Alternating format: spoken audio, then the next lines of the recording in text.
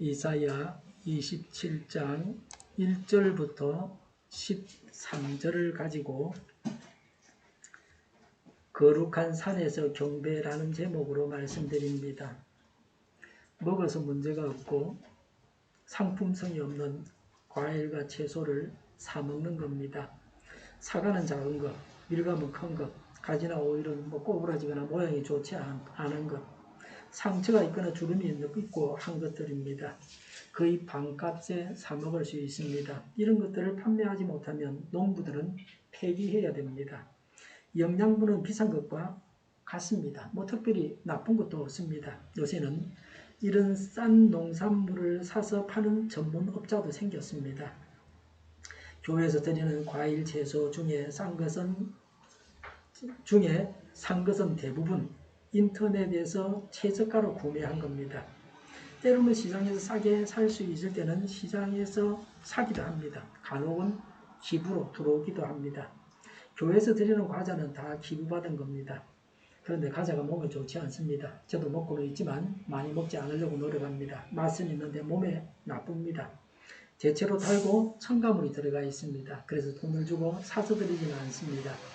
과일과 채소는 건강에 좋습니다. 그래서 사서 드립니다.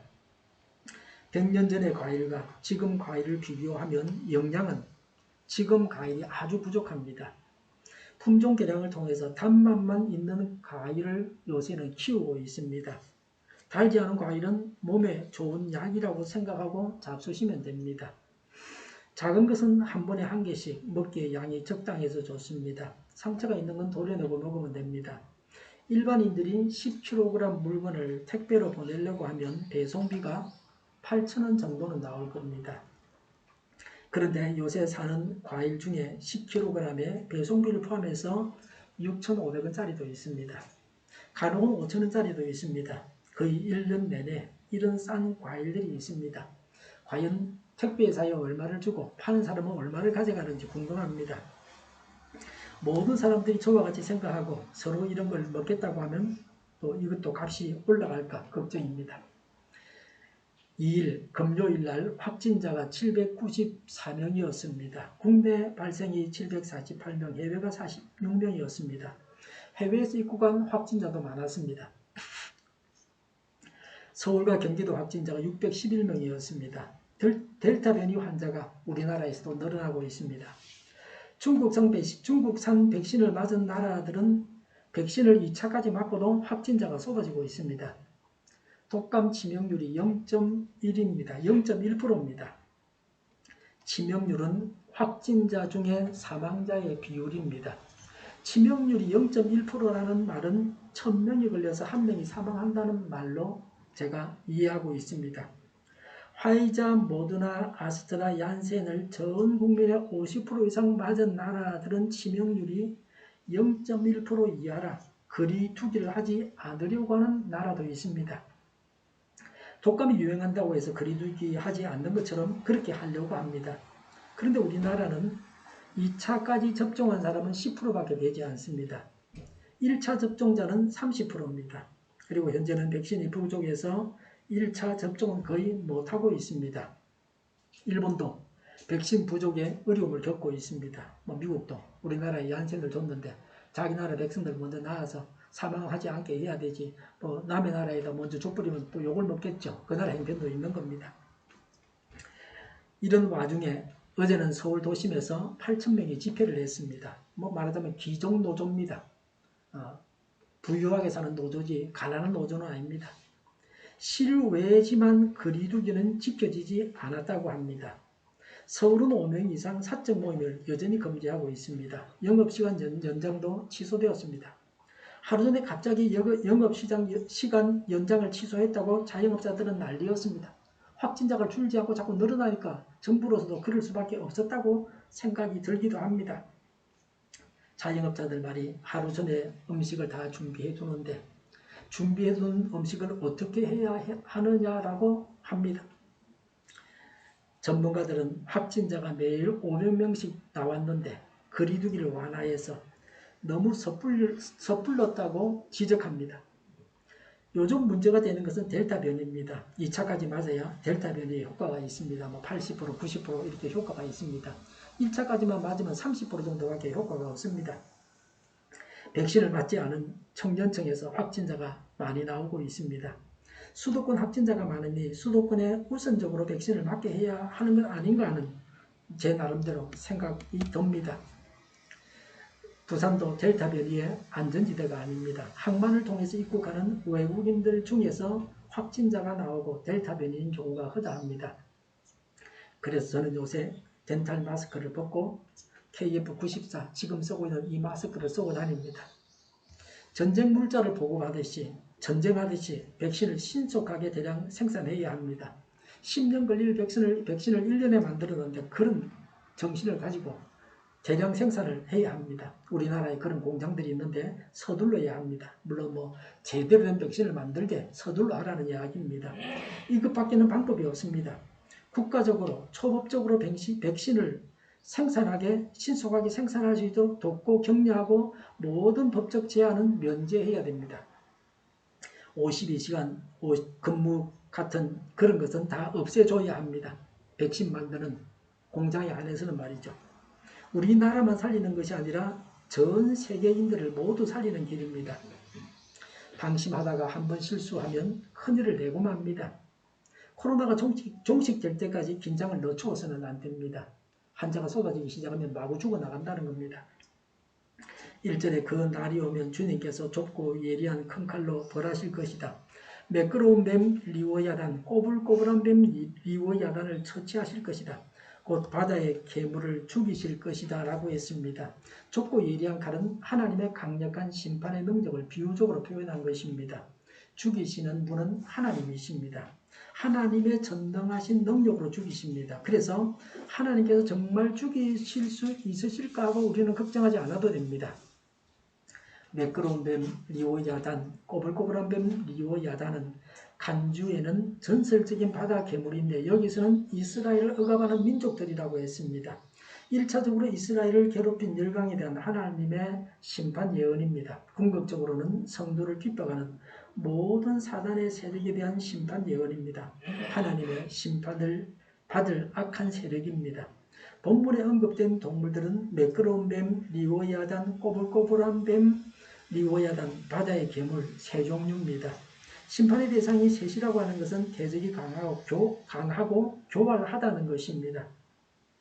현 세상에는 질고와 모순이 가득합니다. 이런 현세의 이면에는 사단이 있습니다. 우리는 사단의 존재와 사단의 최후의 운명에 대해서 알고 있어야 합니다. 그래야 사단이 주도하는 세속 문화의 허영과 가식에 찬 화려한 겉모습과 그것이 주는 순간적인 쾌락에 현혹되는 어리석음에 빠지지 않습니다. 반대로 사단으로 인해서 질고와 오염만 보고 염세와 절망에 빠지는 어리석음도 피할 수 있습니다. 때로는 감당할 수 없는 고통과 핍박도 능히 이겨낼 수 있기 때문입니다. 하나님께서 사단과 악한 자와 교회를 대적하는 자들을 죽이십니다. 악한 자들이 세력을 얻어서 괴롭히는 것도 잠시 동안입니다. 우리와 교회와 우리 나라가 하나님 앞에서 바로 서기만 하면 이웃이나 이웃 나라들이 우리를 징계하는 도구로 사용되는 일은 없을 것입니다. 하나님께서 악인들을 징벌하십니다. 더 이상 악인으로부터 고통을 당하지 않게 될 것입니다. 악이 망한다는 것을 확신하고 악과 타협해서는 안 됩니다. 반성경적인 것이 악입니다. 반성경적인 것을 주장하고 행하는 자가 사단의 종입니다. 하나님의 아름다운 포도원의 노래입니다. 이사야 5장 1절부터 7절에도 포도원의 노래가 나옵니다. 이사야 5장에서는 하나님의 심판을 노래했습니다. 여기서는 하나님의 구원을 노래하고 있습니다. 2절에 그 날이 오면 저 아름다운 포도원을 두고 너희는 이런 노래를 불러라고 했습니다. 아름다운 포도원을 노래하라고 합니다. 3절 이하에서 말하는 하나님의 보호하심을 찬양하라고 했습니다. 하나님께서 베푸셨던 은혜를 묵상하여 참다운 의의 열매를 날마다 많이 맺기를 원하시는 하나님이십니다. 포도원은 1차적으로 성민 이스라엘을 말합니다. 궁극적으로는 영적 이스라엘인 교회를 말하는 것입니다. 우리 믿는 자들, 즉 교회가 하나님께서 기뻐하시는 열매입니다. 예수님을 믿는 자가 하나님께서 기뻐하시는 열매입니다. 우리가 하나님께서 기뻐하시는 열매입니다. 우리를 통해서 예수님 우리 안에 주인으로 계셔서 우리에게 많은 열매가 맺혀져야 합니다. 우리 자신이 열매고 또 우리가 그런 열매를 맺어야 합니다. 3절에 나 주는 포도나무를 돌보는 포도원 직이다. 나는 때를 맞추어 포도나무에 물을 주며 아무도 포도나무를 해치지 못하도록 밤낮으로 돌본다고 했습니다. 요새는 볕이 너무 뜨거워서 옥상의 화분들에 아침 저녁으로 물을 주고 있습니다. 놓치면 말라 죽습니다. 최근에 아보카도까지 싹이 나서 지금 옥상에서 키우고 있는데 제가 유심히 물이 떨어지면 물을 계속 줍니다. 아보카도는 물을 많이 먹는 작물로 제가 알고 있습니다. 포도원인 이스라엘과 교회에 대해서 하나님께서 친히 포도원 지기가 되셔서 그들을 보호하시겠다는 말씀입니다. 포도원을 황폐하게 만들려는 세력으로부터 특별히 주의를 기울여서 보호하시며 가꾸신다는 말씀입니다. 하나님은 자기 백성을 끔찍히 사랑하셔서 눈동자처럼 보호하시고 친절과 자비로 양육하십니다. 지난 가을에 아는 그 은퇴하신 목사님이신데 저한테 국화를 몇 송이 주셔가지고 제 방에서 키우고 있습니다. 수시로 보고 아침 저녁으로 물을 안 주면 잘못하면 말라 죽어버립니다. 물을 굉장히 자주 줘야 되는 그런 작물입니다. 그렇게 들어올 때마다 작물을 보고 물을 주고 그렇게 합니다. 하나님도 우리를 그렇게 보살피십니다. 젊은 선교사가 식인종이 사는 태평양의 한 섬에 선교로 들어갔습니다. 선교사가 그 섬에 배를 대자 식인종은 선교사들어 혼자 오면 받아주겠다. 더 사람이 오면 안 되고 혼자 와라. 그렇게 해서 선교사는 무사히 식인종 마을에 짐을 풀었습니다. 그날 밤 식인종들이 그 선교사를 잡아서 먹으려고 요리하려고 살금살금 가보니까 4명의 군인들이 보초를 서고 있었습니다. 식인종들은 그날 밤에 할 수 없이 그냥 돌아갔습니다. 다음날 식인종들은 선교사에게 항의를 했습니다. 혼자 온다고 그랬는데 왜 거짓말하고 군인들을 4명이나 데리고 왔느냐 막 따졌습니다. 군인들이 보초 서고 있었다고 했습니다. 그때서야 그들은 하나님이 그래서 막 따지고 찾아보니까 군인들을 발견할 수가 없었습니다. 그 선교사가 군인들이 어디 있는 걸 찾아봐라. 한번 찾아도 군인들이 없었습니다. 그래서 식인종들이 이상히 여기며 돌아갔다가 다시 밤에 선교사의 천막을 찾았습니다. 여전히 4명의 군인들이 보초를 서고 있었습니다. 그때서야 그들은 하나님이 선교사를 지키신다는 것을 깨달았습니다. 선교사를 잡아먹으려는 계획을 포기할 수밖에 없었습니다. 하나님께서 우리를 지켜주시기 때문에 두려워할 것이 없습니다. 하나님은 매사에 관심을 두고 교회를 살피시고 믿는 우리를 살피십니다. 하나님은 교회를 키우시고 고치시며 용기를 주시고 잘못된 것을 제거하십니다. 믿음 생활하다가 주변에 시험거리가 들게 만드는 사람들이 있습니다. 교회 안에서도 있고 교회 밖에도 있습니다. 믿는 자 중에도 있고 안 믿는 자 중에도 있습니다. 그런 말을 들을 때에 잘 시험을 이겨내야 합니다. 바른 길을 선택하고 천국 길을 가야 합니다. 하나님은 교회를 보살피기 위해 혼신의 힘과 정성을 다하십니다. 하나님은 교회의 주인이심으로 교회를 보살피십니다. 우리도 교회를 아끼고 사랑하고 돌봐야 합니다. 우리가 사단의 도구가 되지 말고 하나님의 도구가 되어야 합니다. 하나님께서 우리를 보살피셔서 평안을 누려야 합니다. 풍성한 삶, 차고 넘치는 삶을 살아야 합니다. 교회가 바로 서기만 하면 하나님은 우리와 우리나라를 망하게 하시지 않고 살려주실 것입니다. 하나님은 능력이 충분하신 분이십니다. 우리가 하나님 편에 서느냐 하는 것이 문제입니다. 4절에 나는 포도원에 노여워할 일이 전혀 없다고 했습니다. 하나님께서 포도원에 대해서 정과 같은 진노를 갖고 있지 않다는 것입니다. 하나님의 백성이 비록 악한 성향을 가지고 있어도 긍휼히 여기셔서 하나님께서 눈 감아 주십니다. 자기 백성들의 잘못을 용서해 주십니다.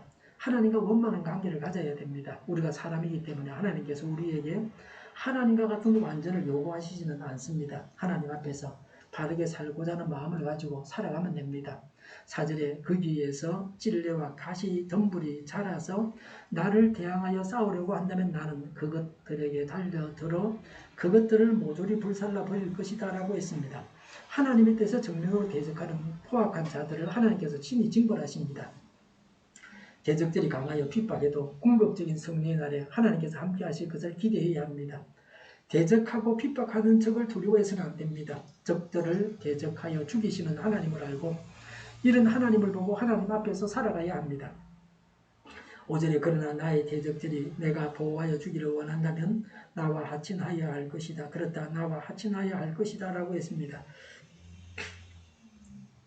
하나님은 대적들에게 심판으로 멸망시키겠다고 경고하시면서도 하나님 자신과 화친할 수 있는 기회를 주십니다. 대적들이 죄를 회개하고 하나님께로 돌아올 것을 원하신다는 말씀입니다. 성도들도 악의 세력들이 회개하고 하나님 앞에 돌아오도록 근면해야 할 것을 교훈합니다. 회개하고 뉘우치는 자는 용서를 받을 수 있습니다. 회개하지 않기 때문에 망하고 영원한 고통을 당하게 됩니다. 하나님과 불화하던 자가 하나님과 화목하는 자로 바뀌어야 합니다. 주변 악인들이 회개하게 해주십사고 간구합니다. 악한 나라들이 회개하게 해주십사고 간구합니다. 우리가 회개하게 해주십사고 간구드립니다. 회개는 성령 충만의 표시입니다. 회개는 성령 하나님께서 인도하시는 일입니다. 회개하지 않기 때문에 징계를 당하고 매를 맞고 망하고 전쟁이 일어나고 죽임을 당하고 그렇습니다. 6절에 앞으로라고 했습니다. 하나님의 백성을 대적하는 악한 세력이 모두 멸망하거나 회개한 후를 말합니다. 6절에 야곱이 뿌리를 내릴 것이다. 이스라엘이 싹을 내고 꽃을 피울 것이니 그 열매가 땅 위에 가득 찰 것이다 라고 했습니다. 이스라엘이 포도원에서 포도나무로 비유되고 있습니다. 구속함을 입은 하나님의 백성들이 번영할 것을 노래한 것입니다. 구속함을 입은 하나님의 백성이 하나님의 은총의 땅에 뿌리를 받고 모든 은사로 꽃을 피워서 풍성한 의의 열매를 맺는 것은 물론이고 그 영향을 온 세상에 미치게 될 것이라는 말씀입니다. 이것은 궁극적으로 교회가 번성하고 교회가 세상에 큰 영향을 미치게 될 것임을 예언한 것입니다. 우리는 하나님의 교회입니다. 아름다운 열매를 많이 맺어야 됩니다.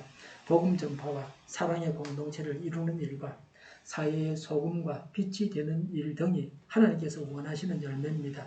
하나님께서 지키시고 보살피셔도 좋은 열매 대신에 나쁜 열매를 맺는다면 하나님은 교회를 징계하실 것입니다. 항상 좋은 열매를 맺도록 철저히 자신을 개혁해야 합니다. 교회가 바로 서는 것이 제일 중요합니다. 교회는 믿는 우리입니다. 믿는 자 각 사람과 믿는 자들의 모임인 교회가 바로 서야 합니다. 성경을 기준으로 해서 바로 서야 합니다. 성경이 없는 것들은 우리 마음대로 해도 괜찮습니다. 사람이 만든 법은 글쎄요. 국가에서 만든 법을 지켜야 되겠지만 다른 사람이 공연히 세운 그런 법들은 따르지 않아도 상관은 없습니다. 성경이 없는 법을 우리가 만들 필요가 없습니다.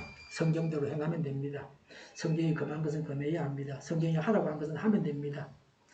하나님의 백성이란 하나님의 징계입니다. 7절에 야곱을 친 자들을 치신 것처럼 주님께서 그렇게 혹독하게 야곱을 치셨겠느냐? 야곱을 살려고 하던 자들을 살려고 하신 것처럼 주님께서 그렇게 많이 야곱을 살려고 하셨겠느냐라고 했습니다.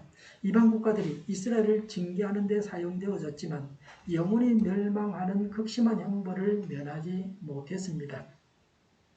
하나님의 백성이 범죄하여 징계를 당하지만 그렇게 혹독하게 당하게 하시지는 않았다는 것입니다. 하나님의 백성에 대한 징계는 거룩하게 하기 위한 수단이었습니다. 불신자들이 영원한 고통을 당하는 것과는 다릅니다. 성도들은 즉시 회개하고 하는 것은 물론이고 좌절하지 말고 감사함으로 회복의 소망을 가져야 합니다. 믿는 자가 잘못할 수는 있는데 잘못했으면 회개하고 돌이키면 됩니다. 8절에 그렇지 않다. 주님께서 이스라엘을 포로로 보내셔서 적절히 견책하셨고 거센 동풍이 불 때에 거기에 좀 더 거센 바람을 보내셔서 이스라엘을 쫓아내셨을 뿐이다라고 했습니다. 이스라엘이 포로로 잡혀가게 하셨습니다. 견딜 수 있을 만한 정도로 징계하셨습니다. 동풍은 아라비아 사막에서 불어오는 강한 열풍입니다. 이 동풍이 초목을 마르게 합니다. 지금도 바람이 불어서 시원하죠. 바닷가라서. 근데 뜨거운 바람이 불면 얼마나 덥겠습니까? 여름에. 예, 이 동풍이 바로 사막에서 불어온 강한 열풍, 뜨거운 바람입니다. 샘과 우물을 마르게 하고 가옥과 배를 파괴합니다. 동풍은 바벨론을 말하는 겁니다. 바벨론은 이스라엘을 징계하는 도구였습니다.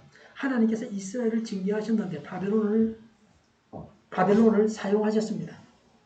하나님께서 한국교회를 징계하시는데 이웃 나라가 사용되게 해서는 안 됩니다. 우리를 징계하실 일이 없으면 우리 주변의 악한 나라들이 시들게 하실 것입니다. 아무리 핵을 가지고 있고 강대국이라도 상관없습니다. 교회 안에 악을 제거해야 합니다. 교회 안에서 마귀 소리하는 자와 마귀 하는 자들을 몰아내고 교회가 성결해야 합니다. 9절에 그렇게 해서 야곱의 죄악이 사함을 얻으며 이렇게 함으로써 죄를 용서받게 될 것이니 라고 했습니다. 하나님의 백성들은 징계를 당하여 죄를 용서받게 되었습니다. 징계를 받기 전에 회개해서 징계를 당하지 않는 것이 최선입니다. 대적들이 완전한 파멸을 당합니다. 10절에 경관성읍이 적막해지고 집터는 버려져서 아무도 살지 않으며 마치 사막과 같을 것이다. 거기에서 송아지가 풀을 뜯을 것이며 송아지가 거기에 누워서 나무가지들을 모두 먹어 치울 것이다 라고 했습니다. 대적들은 망해서 폐허가 됩니다. 다시 일어나지 못합니다. 11절에 나뭇가지가 말라 꺾어지면 여인들이 와서 그것들을 땔감으로 쪼개다가 불을 피울 것이다.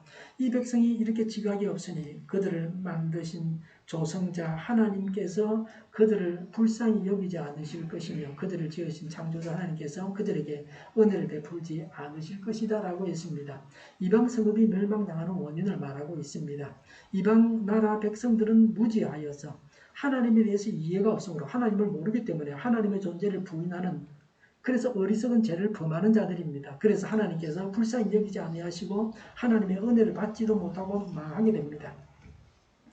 9절에 곧 야곱이 이교 제단의 모든 돌을 헐어 흰 가루로 만들고 아세라 여진상과 분향단을 다시는 세우지 않을 것이다 라고 했습니다. 자발적으로 야곱이 믿는 자들이 이스라엘이 회개했습니다. 우상을 헐고 다시는 우상을 만들지 않습니다. 범죄하여 죄를 지어서 징계를 당하고 용서를 받았으면 다시는 같은 죄를 지어서는 안 됩니다.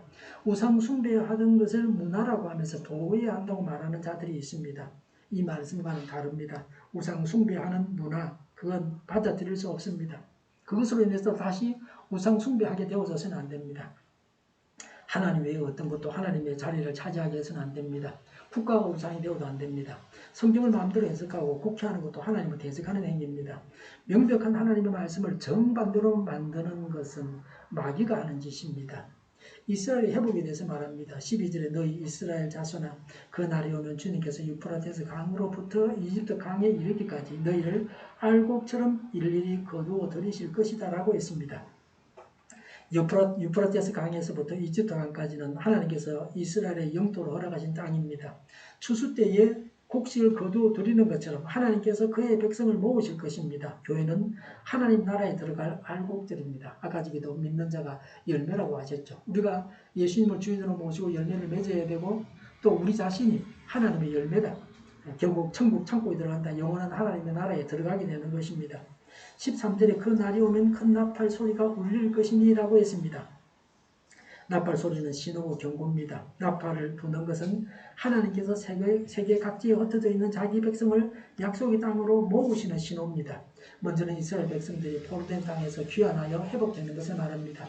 궁극적으로는 그리스도의 재림 시에 세계 각지에 흩어져 있는 성도들이 죄와 사망의 근세에서 해방되어서 하나님 나라에 들어갈 것을 의미합니다.